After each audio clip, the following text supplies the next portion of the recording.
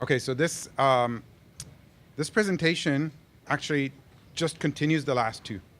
I'm super lucky to come after Sam and Todd, I think, from Adobe, and really is a continuation.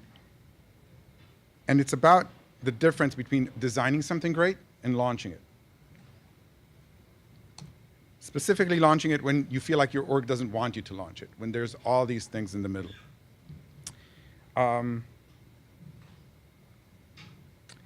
The problem is interesting. The problem is really interesting because people here in this room have spent their life learning how to design great UI. And I'm sure that we have what it takes. We have really, really great designers right now in the industry. And yet we have this problem that not all the products that we launch are great. So these are lessons learned. They're my lessons.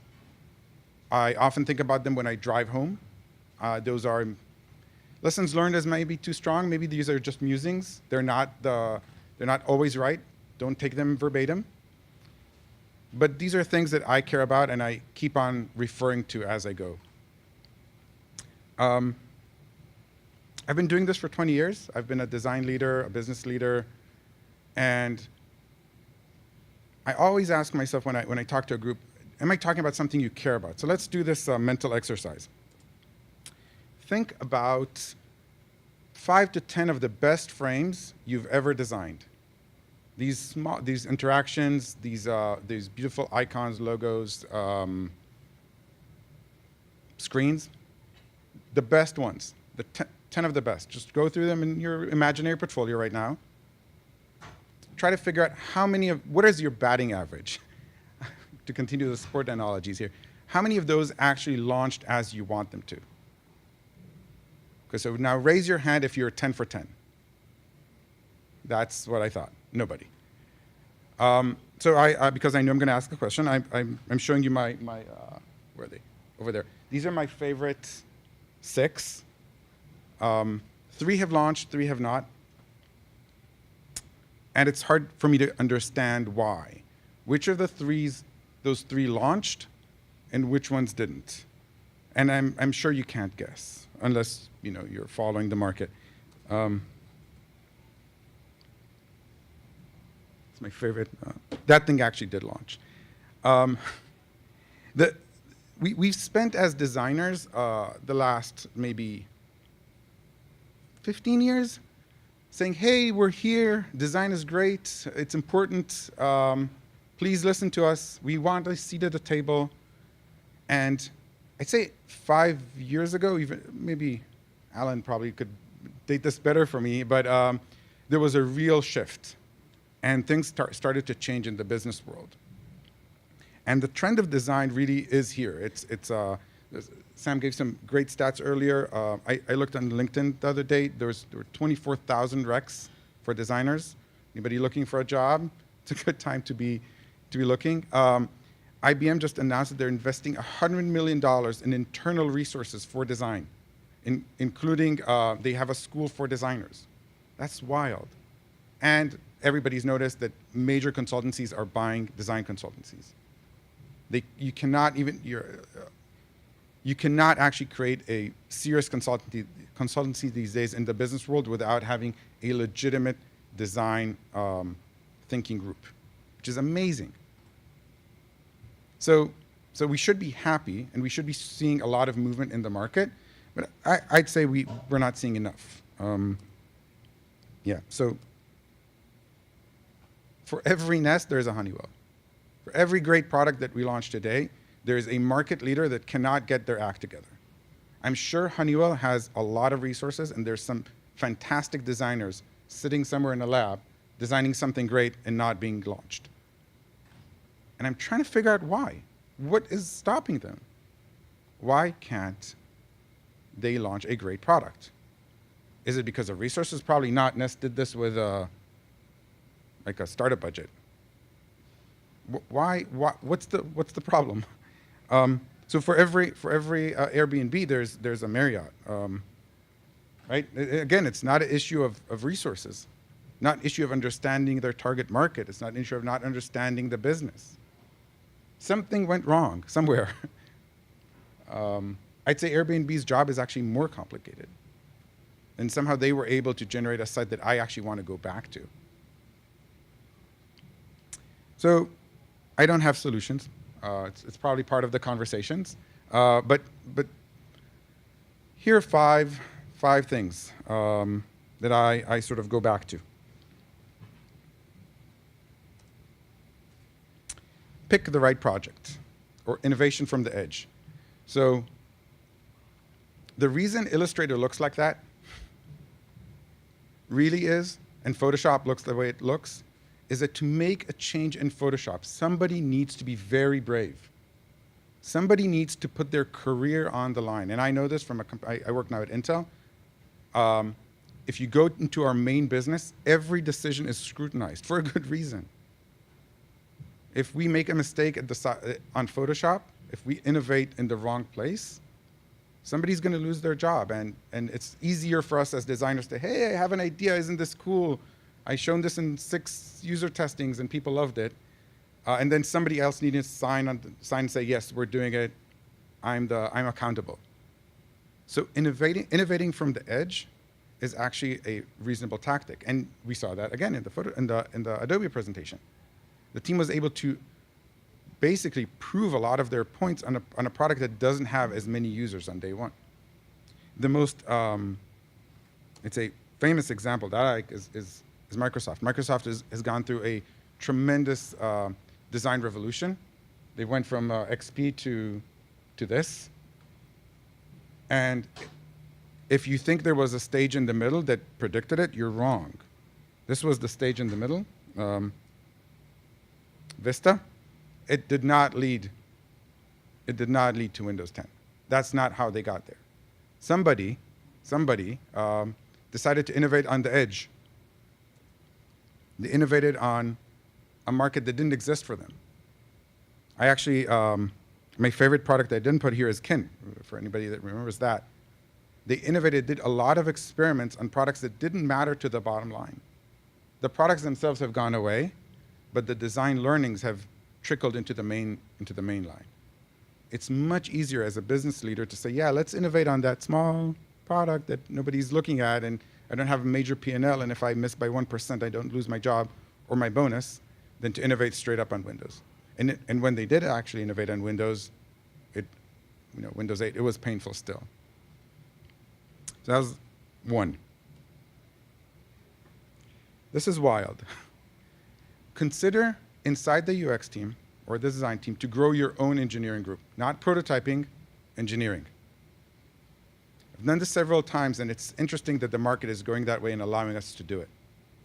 If you want to do things right, if you want to use your engineering team the best possible way, consider taking ownership of the engineering of the UI itself. Now, it used to be really hard because the code was entangled and it was difficult, but more and more technologies are allowing us to separate the view from the model. It's really easy on web, but it's becoming more and more easy in mobile. And when we go to teams right now that work in Agile, and we give them a story, and after 2 weeks of sprint, they say, we're done. And we're like, no, you're not. It's nowhere near done. And they're like, no, we're done. Check. We've moved on. We have another sprint coming. And I see a lot of the smiles because you've heard of, we're done. When you have a design team that works for you, and you have an engineering team that works together with the design team, and they understand what done means, it changes everything. And if you start with a small project that's not the center project of the company, I found that the VP of engineering will actually sometimes be very amenable to the idea. Maybe it's a good idea that he doesn't have to have that headache with that small project that nobody cares about. And you can try it and prototype it and see if it works in your company.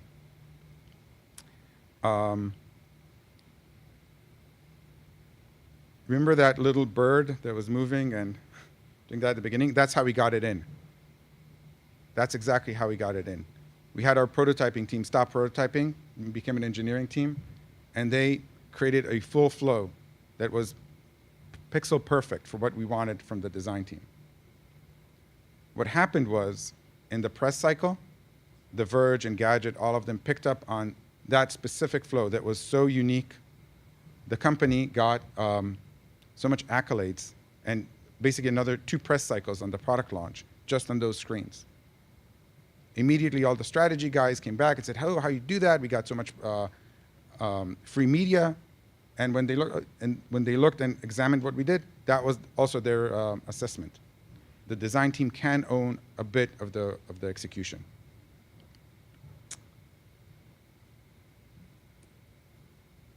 Shocking people is not a bad idea. We're designers. We're allowed to dress differently at work. Sometimes we come to business meeting with a purple shirt. We wear sneakers sometimes. We have funny ties, maybe, crazy shirts. We have a little bit more leeway inside the business world, and I'm suggesting we use it.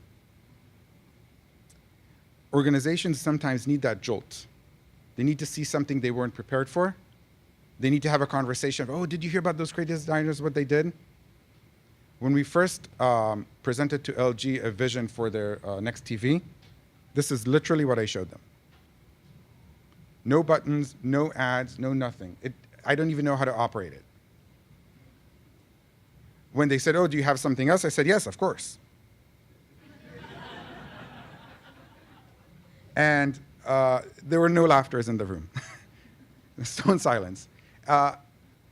What struck me as unique is that we as UX and designers, we've fallen in love with the craft, with our own ties to the engineering team, and we want to work with them, and we want to be perceived as reasonable, and we want to play with the big boys.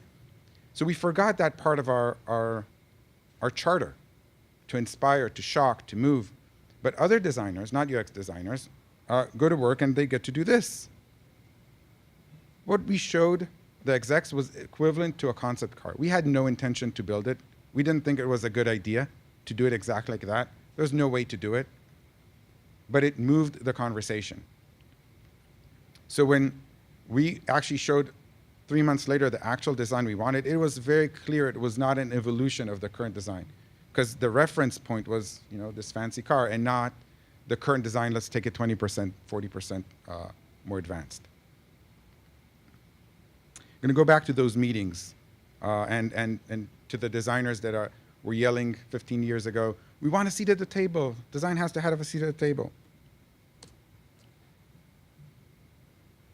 We have to learn how to talk around that table. That table where we wanted the seat at, we got the seat. And then, at least in my mind, we sort of blew it as a design community. Our first round was not great. We had two types of designers at the table. We had the ideologues that would come in and say, the user is the most important person, and we have to serve the user.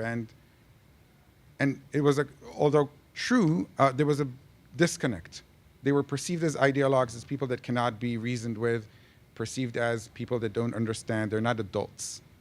Can't have them at the table. They're not listening. The other types of designers took it all the way to the other extreme. They became the machine. What they did is they brought the table to their teams. Oh, you can't do that. That's too long. Or that we're never going to get the budget for that. They became basically the problem. What I've seen most effective, the people that are most effective around those tables, are the people that can assimilate and understand the lingo and translate. So when you talk about why is it important for the user, you need to put it in the context of a BOM, or what are the COGS of the product, or what's the impact on the P&L? Is it an expense? Is it contract expense? You have to know those things when you go and talk to those people. And it's incredibly effective. Turns out the finance people, the lawyers, everybody wants to do a good job. But when you talk to them with their language, it becomes so much easier. Then you go back to your team, and you can say, well, we're not doing it now, but we have the budget for next year.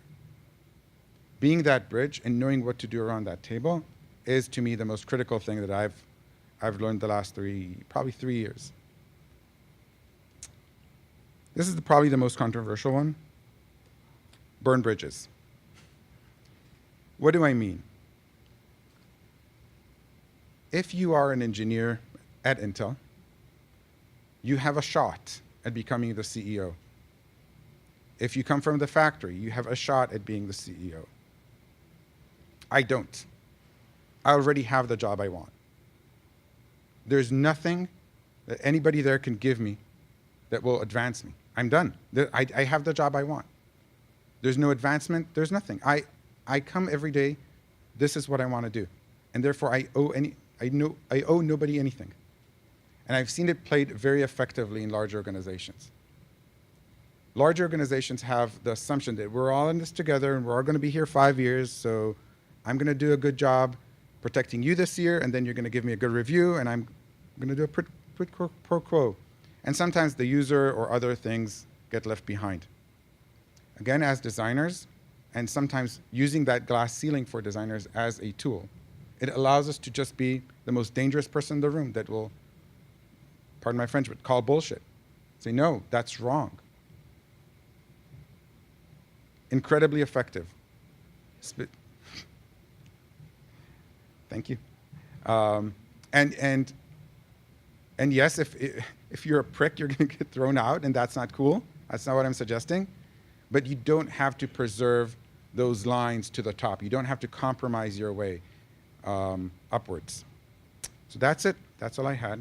The final thought that I always, sort of in my car, driving home, tell myself about the friction, about this notion that sometimes inside a large organization it's really hard, and friction does wear you out. But it also is the only way to create fire. That spark comes from all those friction points. And basically, it's my choice. Where do I want to be today? Thanks.